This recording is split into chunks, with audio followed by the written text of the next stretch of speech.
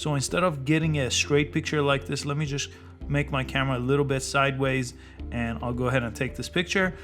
And as you could see, this looks a little bit distracting with the way it's framed up.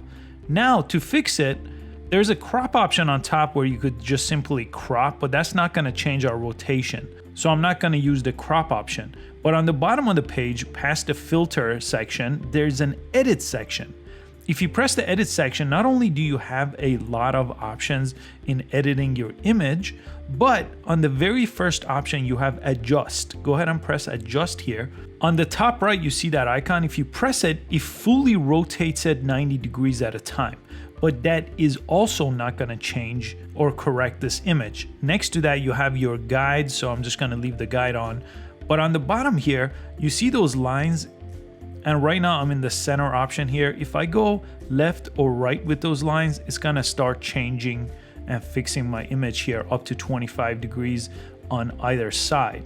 That's what's gonna change the rotation. On the right of that, if you go left and right, you're gonna change the perspective in a different way. And then on the left side, again, a different way on the plane of perspective. This is vertical perspective. On the right is horizontal perspective. And in the center is just making the photo straight. So if it was not straight, that's how you would make it straight. I hope you found this quick video useful and you could use it to straighten your images. Make sure you give this video a thumbs up and subscribe to this channel for daily tech and social media videos, and I'll catch you on the next video. Thanks so much for watching.